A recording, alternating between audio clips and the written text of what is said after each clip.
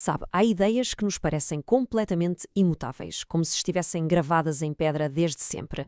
Mas se olharmos com um bocadinho mais de atenção, descobrimos que mesmo os conceitos que consideramos mais sagrados podem esconder uma autêntica revolução.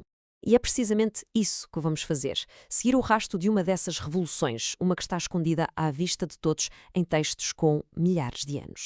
É esta a pergunta que nos vai guiar nesta viagem. E isto porque vamos ver que a resposta não é apenas um simples sim. É que a própria mudança, a evolução, é o motor de algumas das narrativas mais poderosas de sempre. Pensem nisto quase como uma investigação de detetives.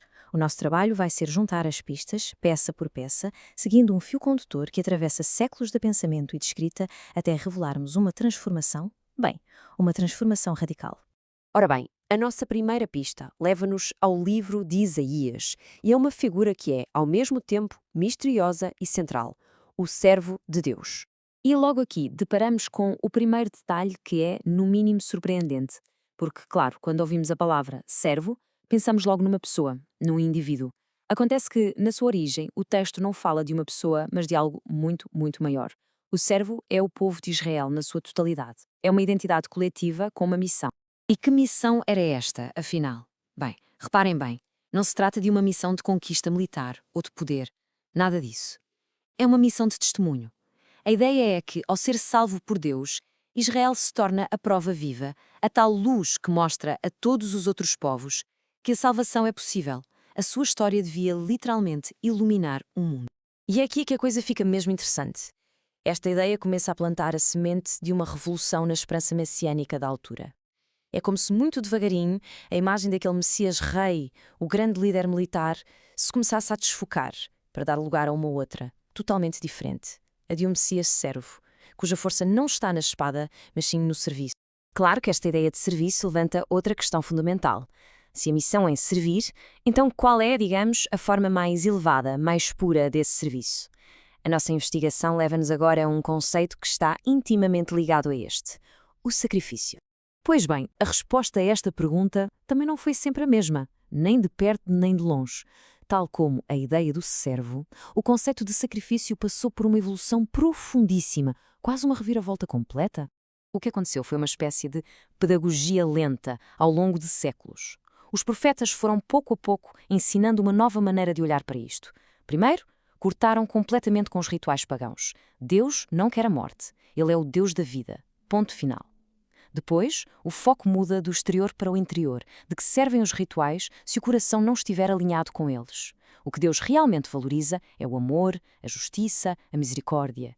E assim, o sacrifício perfeito deixa de ser dar alguma coisa a Deus para passar a ser darmos aos outros. Isto é uma transformação absolutamente genial.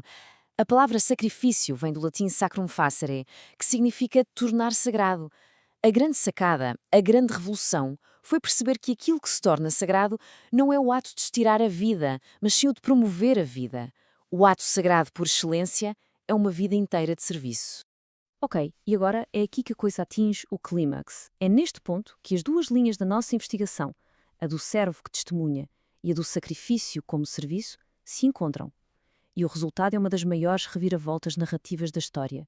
Vamos lá ver, a expectativa na altura era claríssima. Toda a gente esperava um Messias poderoso, um rei guerreiro que viesse restaurar o poder político de Israel. Mas depois, o que o Evangelho de João nos apresenta, vira-se tudo de pernas para o ar. João Batista aponta para Jesus e não diz: "Eis o vosso rei", ele diz: "Eis o Cordeiro de Deus". A imagem do poder absoluto é substituída pela imagem da vulnerabilidade e da entrega total. E esta expressão, Cordeiro de Deus, é de uma riqueza, de uma genialidade simbólica incrível. Pensem bem, num único símbolo juntam-se todas as pontas soltas da nossa história. Primeiro, evoca o Cordeiro da Páscoa, o grande símbolo da libertação do povo. Depois, ecoa a figura do servo de Isaías, o inocente que sofre pelos outros. E por fim, recorda o carneiro que Deus providenciou a Abraão, mostrando que a salvação não é algo que o ser humano oferece a Deus, mas sim um dom que Deus oferece à humanidade. Portanto, a ideia central é esta: este cordeiro não vence esmagando os inimigos. Ele vence ao quebrar o ciclo de violência e de egoísmo, o tal pecado do mundo, com uma vida inteira de amor e serviço, levada até à consequência final. É a personificação absoluta do ideal do servo e do verdadeiro sacrifício.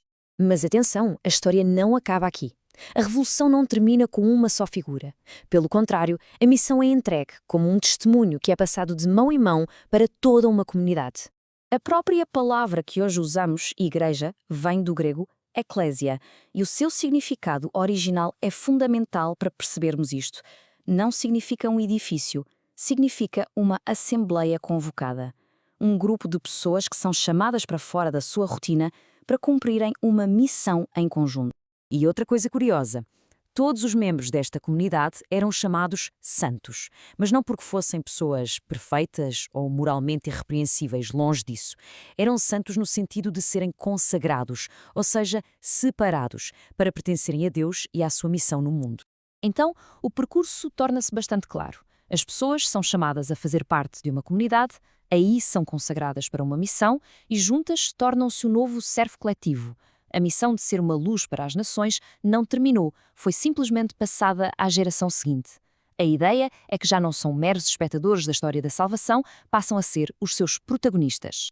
E assim chegamos ao fim da nossa viagem, e quando juntamos todas as peças, o puzzle revela-se.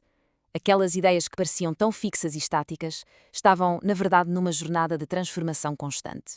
O que acabamos de testemunhar foi, nem mais nem menos, uma revolução conceptual. A ideia de servo expandiu-se de uma nação para uma pessoa e dessa pessoa para uma comunidade mundial.